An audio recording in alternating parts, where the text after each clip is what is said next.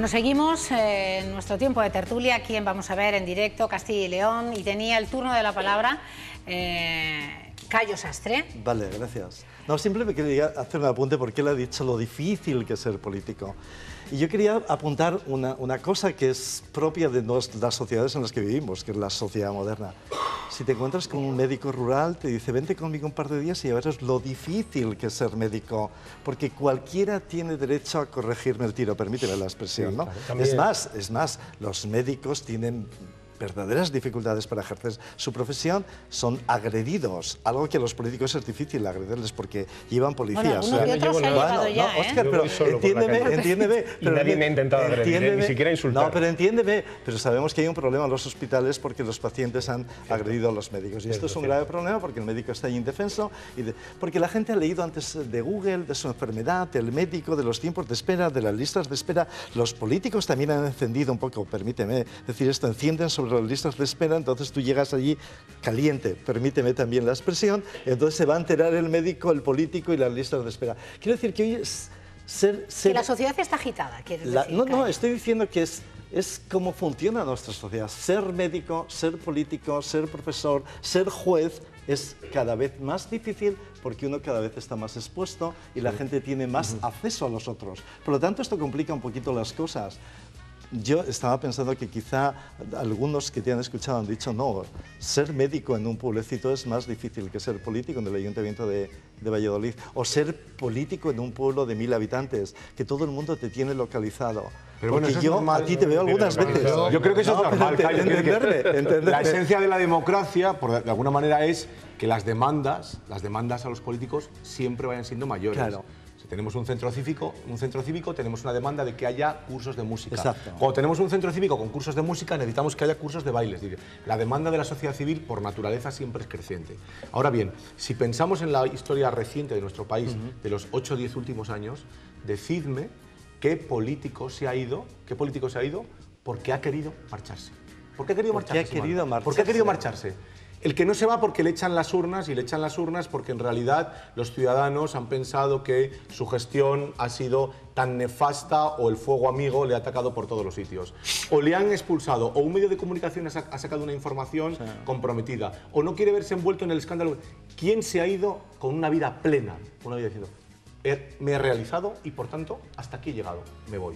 Decidme un ejemplo de político de los últimos 10 años que se haya ido. Es decir, esto quiere decir que el que se mete en política, respondiendo a lo que decía el señor Puente antes, el que se mete en política se está metiendo en un barro, en un lodazal, que sabe que le va a salpicar de alguna manera. Sí o sí. Y que es un sacrificio tan grande que después en su vida, seguramente, y por desgracia, lo va a pagar. Lo va a pagar de alguna manera. Si ejerce una profesión autónoma... ¿Les estáis convirtiendo en víctimas? No estoy convirtiendo en una víctima. Estoy diciendo justamente pensando en ese otro gran grupo de políticos que no se dedica a la corrupción, ni se dedica a las mordidas, ni hace másteres falsos, ni se dedica a recibir títulos que son mentiras. Estoy refiriéndome a ese tipo de políticos. Ese tipo de políticos, una vez acabada su etapa, bien porque no continúen en ese mandato, bien por la razón que sea, se va a su casa y a seguir su profesión. Hay muchos que lo hacen. El sacrificio personal que conlleva eso, a mí me parece de una carga... Esto es un sacerdocio, señor Puente, no me lo puedo creer. Yo como se está convirtiendo en ser político. Si me permitís, utilizando la expresión de un político, que no viene al caso, yo niego la mayor. Niego la mayor tuya y niego la mayor tuya. Oye, pues a mí como filósofo que niegue la mayor me encanta. Es difícil ser un parado. Es difícil ser un trabajador con un contrato en precario y no llegar a fin de mes. Eso es difícil. No tener dinero para poder pagar los estudios de tus hijos porque las tasas universitarias son muy elevadas. Eso es difícil. No es difícil ser político. Y perdona, te puedo poner el ejemplo de los procuradores de las Cortes y del Senado, y la mitad de ellos me dices lo que hacen por lo que cobran. Es verdad. No es difícil ser un juez, es que lo estáis no es poniendo, difícil ser un médico, y permíteme, como dice Óscar, aquí a la política no te obliga nadie a entrar. Sí. Tú a la política vas porque quieres. Y si no te gusta, no vayas. Y si cuando estás dentro no te gusta, te vas. Lo que sucede es que en el cargo... Un momento. Sí. Que nadie te obliga a estar y nadie te obliga a ir y a comulgar con ello. Esto es muy sencillo y muy simple. ¿Tú quieres ser político? Vas a la política. ¿No te gusta la política cuando estás dentro? te vas a tu casa y se acabó, no hay ningún problema. Pero cuando estés haciendo política, como la vida profesional, tienes que ser honesto y tienes que cumplir las leyes como todo hijo de vecino. No es verdad que hasta jurídicamente un político, tiene el ámbito público, digamos, el ámbito privado mucho más reducido, lo sabemos, ¿verdad? El derecho al honor y a la intimidad, en el caso de un político, es siempre mucho más reducido porque está expuesto a lo público. Y por tanto, por naturaleza... Incluso hasta el insulto. Bueno, digamos, hasta por naturaleza, yo conozco trifulcas, insultos e injurias que han quedado dentro del ámbito de lo político. Está permitido recibir críticas. No insultos, yo no te puedo insultar a ti porque sí. Bueno, hasta jurídicamente yo te puedo poner algún ejemplo. ¿Te puedo poner algún ejemplo? De políticos que han sido insultados y, bueno, oye... Y que queda dentro del margen de la política. Cuando hablamos de insultar, ¿qué decimos?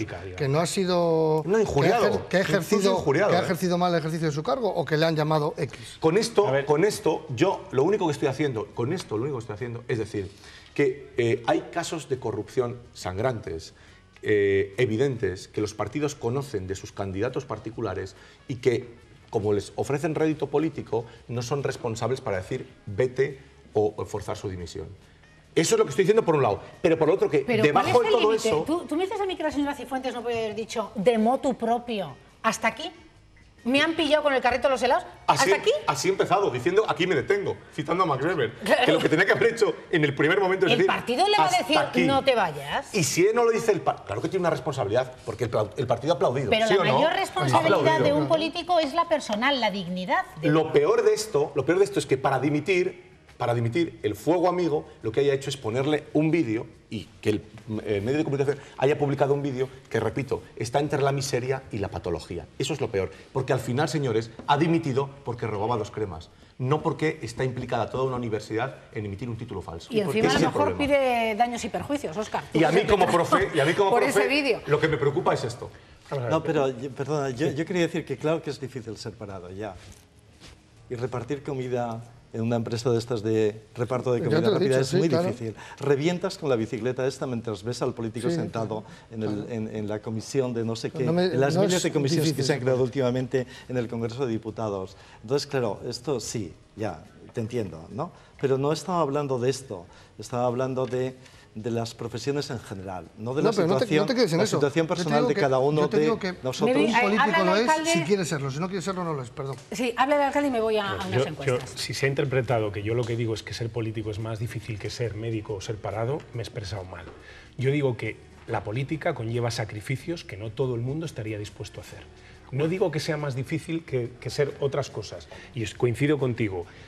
Prefiero ser un político a ser un parado, sin ninguna duda. Y si me tengo que poner en la piel de la persona que no tiene para dar de comer a sus hijos o que no tiene un sueldo a fin de mes, solo la angustia que me entra es incomparable. No digo eso. Óscar, lo que digo es que dentro de unos estándares, es decir, de elegir una serie de profesiones, la política conlleva asumir determinados... Ojo, no todos los puestos políticos. Tú has descrito algunos que son muy cómodos. A mí se me cuestiona mi sueldo. Y yo gano bastante menos que cualquiera de los miembros de la mesa de las Cortes de Castilla y León. Pero, Óscar, ¿y qué hacen los miembros de las Cortes de Castilla y León que merezcan cobrar más que yo? Que yo no tengo ni fines de semana, ni sábados, ni domingos, ni fiestas de guardar. Ni mañanas, ni tardes. Hacen más trabajo que yo. Pero eso no lo cuestiona nadie. El mío sí lo cuestiona, ¿no? Entonces, yo lo que trato es de poner un poco en situación. Y segundo, el tema de Cifuentes. Vamos a ver. Yo creo que aquí hay un problema, ha habido un problema con este caso que es recurrente además, que es que cuando una persona se le pilla con el carrito de los helados, como has dicho tú, y tiene que decir hasta aquí y no lo hace, la organización, en lugar de tomar la decisión que ella no ha querido tomar por sí misma, evidente, claro, no solo la apuntala, no solo la aplaude y tal, no, dice vamos a coger el ventilador. Y ahora, en lugar de defender la honestidad de todos los políticos frente a un caso concreto, vamos a intentar trasladar a los ciudadanos la convicción de que todos son iguales. Y entonces vamos a tirar de los másters de todos, a ver quién tiene máster y quién no, y quién lo hizo en Aravaca y quién lo... O sea, en lugar de cortar el elemento cancerígeno que está contaminando al resto, no, vamos a poner a todos, pero, Óscar, para no cargarnos a Cifuentes, vamos a poner a todos... Pero es un problema, estoy con Felipe, es un problema de las organizaciones políticas. La organización política se siente atacada, de todas, se siente atacada y entonces va a defender hasta que puede, hasta que ya no pueda defender más. En todo hay grados, y es verdad que es un mal general de la política esta especie de corporativismo de vamos a defender al nuestro, ¿no? Aunque sea un mangante, pero es que es nuestro. Claro, pero esto ocurre en todas las democracias. En este caso, digamos, se ha llegado a un extremo absolutamente intolerable para acabar, después de aplaudirla, después de poner el ventilador, machacándola con un vídeo que raya, que está entre lo patológico, lo miserable y lo patológico. Y a mí me ha parecido terrible. Pero fíjate lo importante de lo mediático, lo pasé muy mal, Óscar. Humanamente, dije, no hay derecho. O sea, era más fácil coger y decirle, señora, tiene usted 24 horas para dejar el cargo. Al lado, hacerle eso. Al lado de Gabilondo tenéis un candidato que también ha falseado su título de matemáticas. También, el número 2 de la Comunidad de Madrid, Franco, ha falseado su título de matemáticas. No, ha falseado su currículum. No ha falseado su currículum. Porque no tiene título. No tiene título. Puso que tenía una licenciatura. Nos estamos yendo rápidamente. Sí, Es que me quiero ir a la calle, unos cursos. querido Chillón. Y entonces, si no tiene... Tenemos el mismo falseamiento curricular. Quiero escuchar a los castellanos y leoneses qué piensan sobre el tema de hoy de la tertulia. Estamos dando ya los últimos coletazos. Valga la redundancia en esta tertulia y queremos escucharles a ustedes. Esto es lo que piensan sobre la cultura que tenemos en España de dimitir nuestros políticos. ¿Dónde consideraría que está el límite ético de un político? Pues el límite ético termina cuando hace distinciones entre el pueblo, entre la gente, y cuando se queda con lo que no es suyo, ¿no? Cada persona tiene que tener su límite y saber que no puede hacer cosas que desfavorezcan a otras personas, como robar, como están haciendo. Viendo la actualidad donde está, cada uno es como una selva, cada uno lucha con sus ideales y les da igual llevarse por encima a quien sea. Yo creo que no tienen ética, que es diferente. ¿Dónde considera usted que está el límite ético en un periodista para investigar sobre nuestros políticos, ya que tienen un cargo público? Yo creo que en este caso no hay límite, porque hay que demostrar a toda España lo que está pasando, está claro. Es decir, no creo que haya un límite para los periodistas en este caso. A mí sí que me parece bien que se les investigue porque muchas veces, casi siempre, no estamos bien informados de las cosas, se tapan muchas cosas y cuando salen a la luz la gente ve realmente que su trabajo no le hacen bien y que la gente que pensamos que nos está defendiendo o que sacan la cara por nosotros no es así. Esto es como preguntar si el fin justifica los medios. Yo creo que hasta donde las pruebas respalden la veracidad de lo publicado. La información es libre, entonces se puede informar de todo. Vamos, es mi opinión. Y el que no quiere que se le informe, pues que no se ponga cara al público. Bueno, información libre, pero siempre veraz y contrastada, porque como en todo, y lo comentaba antes Felipe, y yo discrepo con lo he dicho antes y lo reitero, sí hay límites, claro que hay límites. El límite está en la verdad y en contrastar todas y cada una de las informaciones que publicas. No vale todo. El código no vale la verdad. Del periodista, que no vale nunca de la verdad. Político, el código habla de la veracidad y por tanto del interés público. La veracidad significa que hay que contrastar la información, que al final puede no ser verdadera, pero que hay que contrastarla, y sobre todo del interés público que tenga la información. Explíquenme a mí qué interés público tiene el vídeo que hemos visto estos días. Yo creo que no tiene ninguno. Personalmente creo que no tiene ninguno y roza, por supuesto, la ilegalidad de pasarse de los... No la roza. Es evidente que ese vídeo se obtiene con vulneración de derechos fundamentales y ese vídeo probablemente tendrá consecuencias para quienes han protagonizado tanto la difusión como la preservación contra la ley. Eso es así, ¿no? Y es algo que también deberíamos nosotros también exigir como sociedad. Es decir, igual que en un juicio no vale la prueba, sea cual sea, y sea cual sea el método de obtenerla, porque hay pruebas que se obtienen ilegalmente, pues con la difusión de determinadas noticias sucede lo mismo. No vale cualquier prueba, ni vale obtenerla vulnerando la ley y vulnerando derechos fundamentales, porque si no, esto al final es la jungla. Efectivamente. Claro. Sí, absolutamente de acuerdo. Es una obviedad. Sí, bueno, vamos a hacer una última ronda, y a mí me gustaría que sacáramos algunas conclusiones. Si España es una democracia, señor alcalde, Cayo Sastre, profesor de filosofía, querido compañero Felipe, su director del Mundo en Castilla y León, si en ese país hemos evolucionado y estamos a la altura del resto, en derecho comparado, con el resto de las democracias que nos rodean, o estamos un poquito a la cola y nos cuesta un poquito más que a los demás la dimisión de nuestros políticos. Óscar. Bueno, yo creo que España es una democracia. Hoy precisamente leía un artículo de Zarzalejos en El Confidencial en el que cuestionaba eso, ¿no? Y es sorprendente porque Zarzalejos no es precisamente un bolchevique ni un radical ni un antisistema. Es un hombre bastante conservador, una persona muy respetable de la prensa española y con una trayectoria muy importante. Y bueno, hacía un análisis de nuestra democracia bastante crítico en este momento. Es verdad que vivimos momentos muy complejos y muy complicados en nuestra democracia y que está claro que necesita introducir elementos de mejora, pero bueno, yo sigo creyendo que España es una democracia homologable a muchas de su entorno y que porque circunstancialmente esté atravesando estas dificultades, estos momentos más complicados, pues no por ello debemos decir que no estamos ante una democracia, ¿no? Es una democracia imperfecta, como todas, con muchas cosas que mejorar, pero bueno, en todo caso... Y Óscar, ¿y que los ciudadanos deberían de confiar más en la mayoría de los políticos, aunque haya ovejas negras, pero que... Yo creo que debería regir como para todo, el principio de la buena fe. Es decir, a todo el mundo se le presume la buena fe. En la política se ha invertido esa presunción. Todos somos corruptos, todos somos chorizos, claro, todos somos inmorales. Yo creo que no. Yo creo que son aquellos que se demuestra que lo son. Y a los demás se les debe aplicar la misma presunción de buena fe que se hace con cualquier profesional de cualquier ámbito. Cayo. Pues yo diría que no hay muchas diferencias de lo que ocurre en el resto de los países democráticos. No hay más corruptos aquí que en otras partes. Va por barrios. Aquí, por ejemplo, ocurría esto del Reino Unido, que dimite... Este responsable, porque llegó 10 minutos, bueno, no se lo permitieron, pero... Bueno, no se lo permitieron. Yo creo que esto es un extremo. 10 minutos tarde al Parlamento. Pero no diría esto. Pero, por ejemplo, Inglaterra está llena de casos de corrupción, pequeños casos o grandes casos de corrupción. Recordaba hace ¿Pero se dimite más? Bueno, se dimite después de que al tipo le han presionado. Recordaba el presidente del Parlamento, aquel que cobraba de los taxis o hacía algo, ¿no? Sí, tenía unas dietas. Unas dietas y todo esto, y era una miseria. Entonces el tipo cogía las libras y se las guardaba ahí, como los de las Black, esto de las tarjetas. Un poco miserable, ¿no? Un poco miserable todo ello. Yo creo que en todas partes es muy parecido, ¿no? Gracias a que existen periodistas, porque antes, gracias a que existen medios de comunicación, gracias a que todo esto se agita, entonces pasa lo que pasa. Y por otra parte pienso que no tenemos que, sinceramente, no tenemos que confiar mucho en los políticos, pero no pasa nada.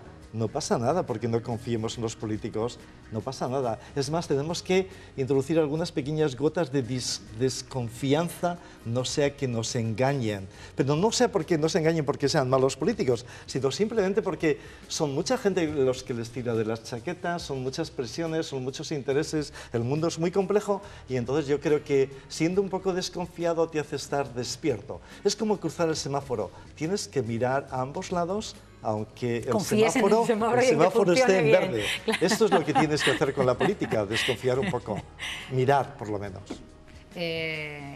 José y luego Felipe. Bueno, yo siempre, a lo mejor por la idea esta de la filosofía, siempre he confiado en una democracia más bien de máximos que de mínimos. Y por tanto, digamos, no me apetece seguir pensando en la democracia de la sospecha, en la que todos los representantes públicos, todos los profesores, todos los jueces, todos los políticos tengan el lastre de la corrupción y haya que demostrar lo contrario, como si la carga de la prueba se invirtiera, ¿verdad?, en términos jurídicos. De modo que a mí me parece que el caso Cristina Cifuentes pone de manifiesto dos cosas. Una, que tenemos que pensar cuál es el límite de virtuosismo que le pedimos a los políticos, si está por encima del que le pedimos a la gente normal y, por tanto, como vienen de nuestra gente normal, casi nadie va a poder ser político, o está por, digamos, o está por debajo, o simplemente queremos que solventen algunas cosas, que arreglen algunos tornillos sin necesidad de que en su vida personal estén arregladas las cosas.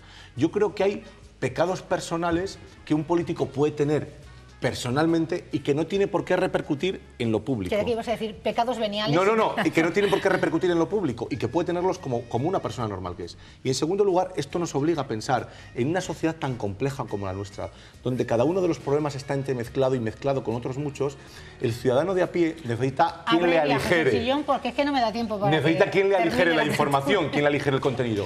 Los medios de comunicación tienen que hacer esa labor de digestión por nosotros.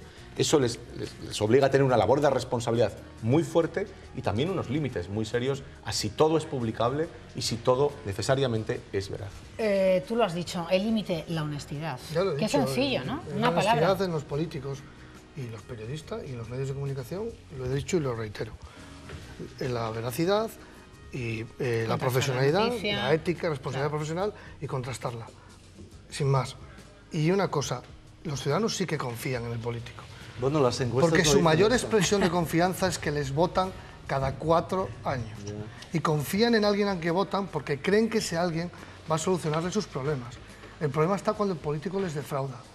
Y es que últimamente, y perdóname Óscar, son más los casos de los que defraudan al ciudadano de los que realmente no.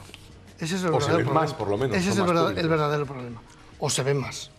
Que a lo mejor el concejal o el alcalde de pueblo de 500 habitantes... Estoy completamente de acuerdo con tu discurso y me parece además, yo creo que das en algunas claves importantes, ¿no? Yo creo que es justo que el ciudadano se decepcione cuando pasa algo como lo de la señora Cifuentes, es decir, cuando el nivel ético, digamos que no se alcanza el mínimo exigible, ¿no? Pero también creo que a veces las personas tienen unas expectativas en las posibilidades que tenemos los políticos de cambiar la realidad que no se ajustan a la realidad, a las posibilidades reales que tenemos, ¿no? Se espera que hagamos cosas cuando muchas veces se desconoce cuáles son los medios económicos, materiales, legales de los que disponemos. Yo ahora gestiono un ayuntamiento y tengo un marco que se llama Ley Montoro. La gente me dice, contrata gente, contrata conductores de autobús, necesitamos más líneas, pero es que la ley me impide contratar. Haz esto, pero es que no tengo dinero para hacerlo. Es que en campaña prometéis cosas claro, que sabéis Óscar, que pero es que el político... Perdona. A ver, yo te digo, desde luego me precio de que, al menos de lo que prometí en las últimas elecciones a lo que he hecho, yo creo que voy bastante decente. Un programa estático. Pero también lo que digo es que es muy importante que el ciudadano participe. Es decir, además de votar una vez cada 4 años, hay que participar.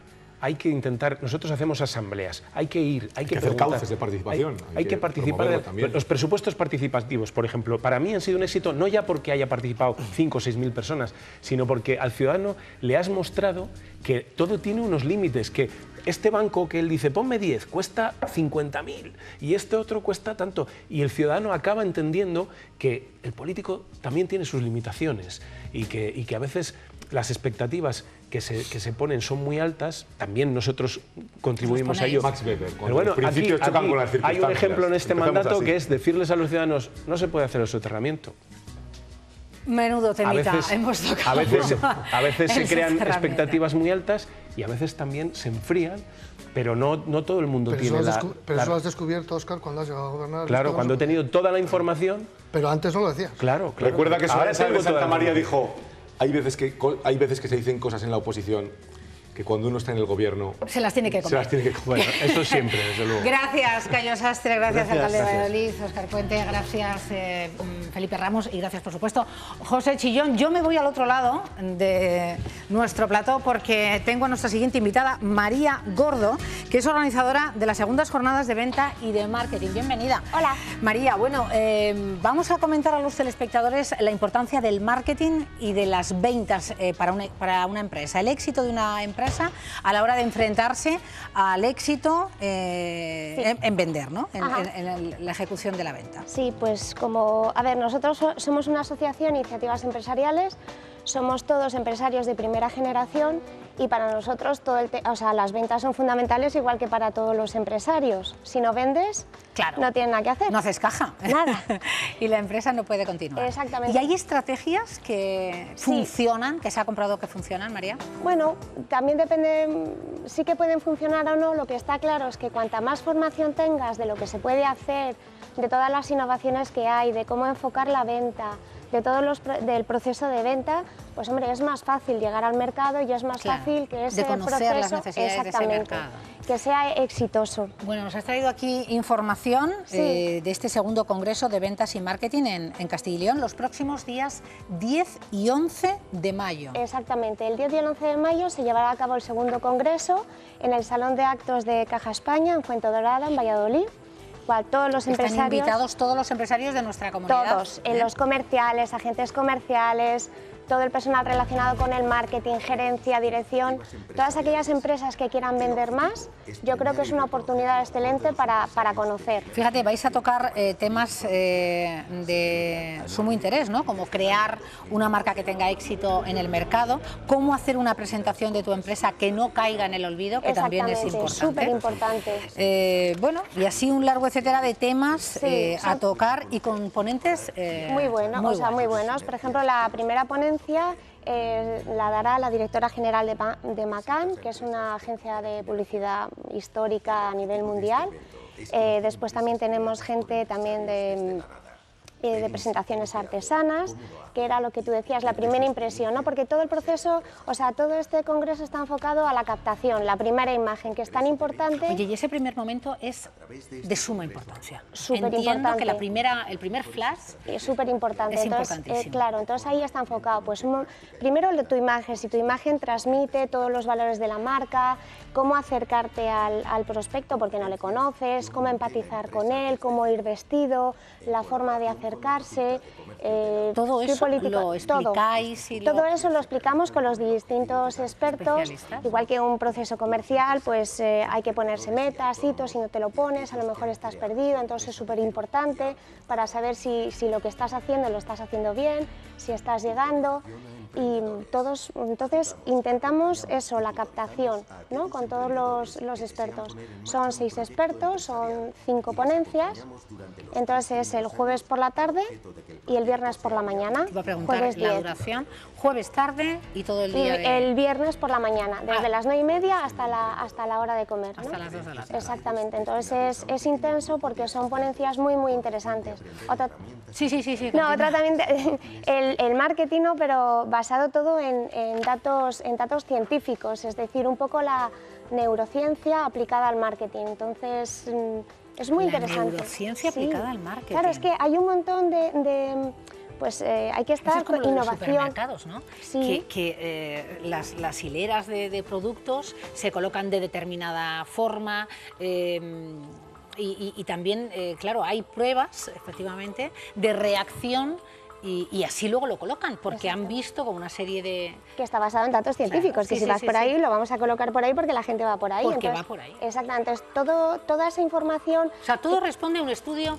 Sí. Exactamente. No sé si llamarlo científico, pero bueno. Sí, son científicos, son datos, entonces se aplican al marketing, al proceso de compra y entonces al proceso de venta. ¿Y esto lo saben las empresas de nuestra comunidad? Pues María, yo creo que es una excelente oportunidad, porque nosotros que somos empresarios, yo tengo muchísimo interés en ir a las ponencias, porque estás todo el día aprendiendo. Ahora mismo el entorno es tan innovador, tan cambiante, que o estás a la última y aplicas todo lo que puedas hacer, pero vamos, sobre todo mucha innovación, o estás fuera porque va todo muy deprisa. Muy deprisa. Muy deprisa. Cuantos más conocimientos tengamos sobre esa manera de proceder, desde que das esa primera imagen y enseñas tu producto hasta que firmas la venta o el contrato, yo creo que es un proceso que hay que llevar machacadito. Exactamente. Entonces, este año va a la captación, que es súper importante, porque si la captación no la haces bien, ya no seguimos con el proceso de venta, ya nos quedamos ahí y ya lo hemos perdido. La captación. Es la captación. Entonces, es muy importante, porque hay una parte también que ya la hemos tenido, que es PNL, que es un poco también el empatizar, el cómo entrar también al prospecto, que todo tiene su... Oye, hay personas que tienen innatas esas cualidades de captar la atención y de que la otra persona diga sí, a poco que vea que hay un producto... Es verdad que hay gente que tiene una habilidad especial. una habilidad. Pero yo creo que la mayoría de los mortales pues estamos ahí intentándolo, entonces cuanta más formación, claro, la capacitación pues No, y además es un proceso que no solamente es esa primera imagen, luego se puede pasar por distintos departamentos hasta llegar y la vas trabajando porque todo es trabajado hasta que al final la venta es exitosa. Entonces yo creo que este tipo de formaciones son muy buenas para, vamos, empresas, nosotros, comerciales. Desde luego que os felicitamos a vuestro congreso. Es la segunda vez, la segunda ocasión en la que se pone en marcha los días 10 y 11, jueves tarde, viernes mañana.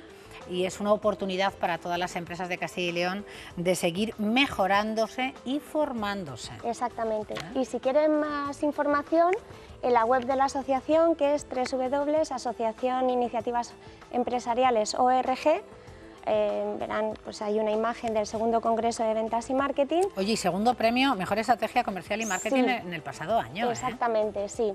También es el premio. Es un premio que nosotros estudiamos empresas de cada una de las provincias, vemos qué desarrollo han tenido comercialmente y de redes sociales, comunicación, y entonces bueno, pues vemos también dosieres para ver que, pues el impacto que han tenido todas esas políticas en la cuenta de resultados. Se puede aprender de los que sí, por supuesto. Bien. Sí, el año pasado fue la Universidad Isabel I de Burgos, que la verdad hizo una campaña espectacular y dio buenos resultados.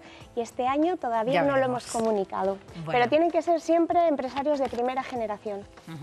Esa es la condición sine qua non en este segundo congreso, días 10 y 11. Gracias, María. Muchas gracias a vosotros. Porque me parece algo muy bueno para los empresarios de primera generación de esta nuestra tierra. Gracias. Gracias. Bueno, vamos a hacer ahora sí una pausa, pero brevísima. Continuamos en directo en esta tarde de miércoles.